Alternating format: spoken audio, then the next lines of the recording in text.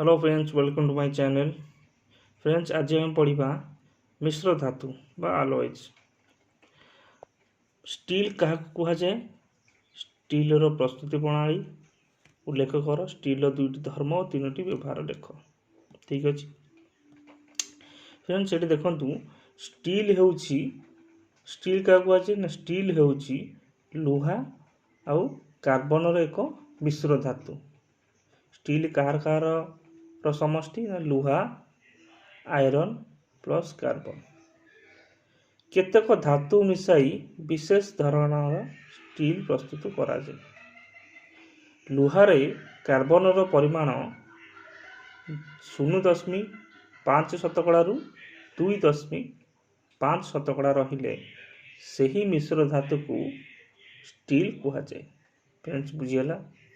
जदि लुहारे कार्बन रो क्वांटिटी बा परिमाण 0.5 शतकड़ा रु 2.5 शतकड़ा यदि रुहे ताहले सही मिश्र धातु को कौन कहा जाए ना स्टील कहा जाए।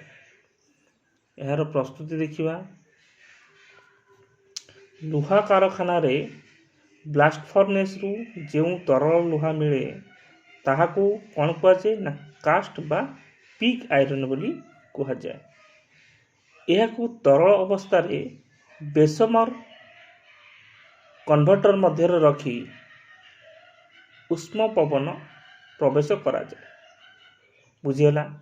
ये जो आमर लुहा कारखाना रे ब्लास्ट फर्नेस रु जो तरल लुहा मिले, लुहा को तरल अवस्था रे कला पर जो तरल लुहा मिले ताकू कास्ट बा पिग आयरन बोली कहा जाए। से जो तरल लुहा मिलला ताकू आमे पिग आयरन बोली कही था। यह तरल अवस्था रे बेसमर कन्वर्टर मध्य रखी उष्म पवन बा गरम पवन प्रवेश करा जाए। एथिरे मैंगानीज, सिलिकॉन, फॉस्फोरस, कार्बन आदि अपद्रव अम्लजान सह मिसी गैस और स्लैग आकार रे बाहर को चली जाए। बुझेला? ये जो लुहार तर मिलला से आम कौन मिसेबा? मैंगानीज मिसेबा, सिलिकॉन मिसेबा, फॉस्फोरस, कार्बन आदि अपद्रव ता सहित पुणी अम्लजान भी मिसिबो।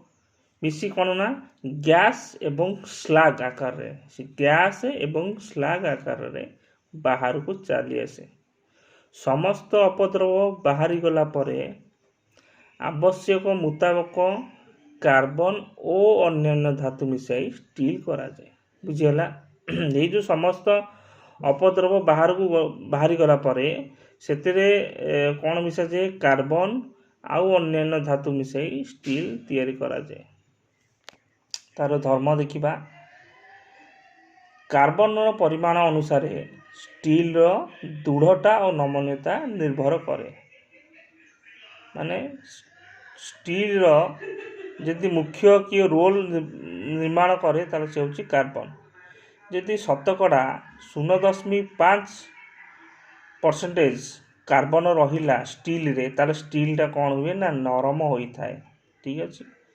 जदि ताठार अधिक 2.5 पर्यंत कार्बन रहे तार स्टील दृढ़ हुए। बुझेला? यदि कार्बन स्टील रे 0.5 शतकड़ा रुहे कार्बन भाग कौथरे ना स्टील रे तार स्टील टी नरम होई थाए। आउ जदि ताठार अधिका 2.5 पर्यंत रहिला ताले स्टील कौन कठिन होई थाए। ठीक अछि? कहीं आम ये पढ़ी लुहारे कार्बन परिमाण 0.5% रु 2.5 रुहे। ठीक अच्छे? अच्छा देखिए तापरे स्टील को अधिक उत्तप्त करी धीरे धीरे ठंडा करे ताहा नरम हो जाए। यह तापानुशीतन कहा जाए। ଯେତେବେଳେ ଆମେ ଷ୍ଟିଲ୍କୁ ଅଧିକ ଗରମ କରିଦେଇଥିବା ତାପରେ ଯେତେବେଳେ ଆମେ ଧୀରେ ଧୀରେ ଥଣ୍ଡା କରିବା ଷ୍ଟିଲ୍ଟି କ'ଣ ହେଇଥିବ ନା ନରମ ହୋଇଯାଏ। ଲୁହାରେ ନିକେଲ ଓ କ୍ରୋମିୟମ ମିଶାଇ କଳଙ୍କହୀନ ଷ୍ଟିଲ୍ ତିଆରି କରାଯାଏ। ଏଇଟା ଗୋଟେ ଇମ୍ପୋର୍ଟାଣ୍ଟ।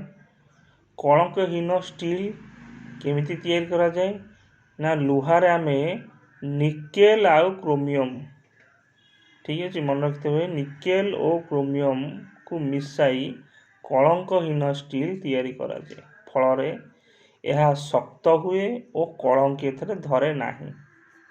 ଠିକ୍ ଅଛି। ଲୁହାରେ ଆମେ ଯଦି ନିକେଲ ଆଉ କ୍ରୋମିୟମ ମିଶାଇବା ତାହେଲେ ଯେତେ କଳଙ୍କହୀନ ଷ୍ଟିଲ୍ ତିଆରି କରାଯିବ, ଯାହାଫଳରେ କ'ଣ ହେବ ନା ଏହା ଅଧିକ ଶକ୍ତ ହୁଏ ଓ ଏଥିରେ କଳଙ୍କି ମଧ୍ୟ ଲାଗେ ନାହିଁ। ବ୍ୟବହାର ଦେଖିବା।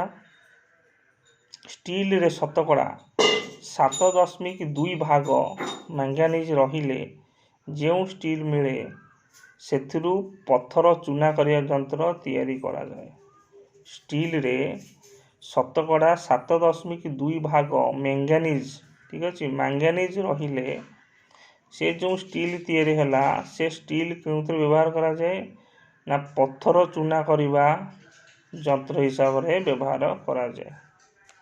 ନେକ୍ସଟ, ଶତକଡ଼ା 35 ଭାଗ ଯଦି କୋବାଲ୍ଟ ରୁହେ, ଷ୍ଟିଲରେ ଯଦି ଶତକଡ଼ା 35 ଭାଗ କୋବାଲ୍ଟ ରହେ, ଷ୍ଟିଲ୍ ଅସାଧାରଣ ଚୁମ୍ବକୀୟତା ପ୍ରାପ୍ତ ହୁଏ। ଏଥିରୁ ସ୍ଥାୟୀ ଚୁମ୍ବକ ପ୍ରସ୍ତୁତ କରାଯାଏ। ଚୁମ୍ବକ କେମିତି ପ୍ରସ୍ତୁତ କରାଯାଏ?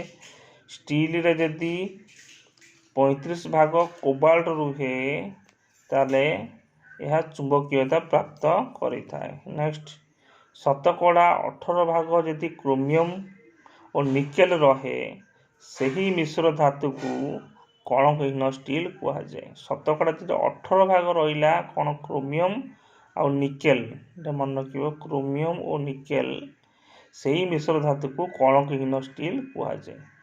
ଏହା କେଉଁଥିରେ ବ୍ୟବହାର କରାଯାଏ? ଏହା ଘରୋଇ ବାସନକୁସନ ଓ ଡାକ୍ତରୀ ଯନ୍ତ୍ରପାତିରେ ତିଆରି କରାଯାଏ। ଫ୍ରେଣ୍ଡସ୍, ଭିଡ଼ିଓଟି ଯଦି ଭଲ ଲାଗିଛି ଚ୍ୟାନେଲକୁ ଲାଇକ୍, ସେୟାର ଏବଂ ସବସ୍କ୍ରାଇବ୍ କରିବାକୁ କେବେ ବି ଭୁଲିବେ ନାହିଁ। ଥ୍ୟାଙ୍କ୍ସ ଫର ୱାଚିଂ।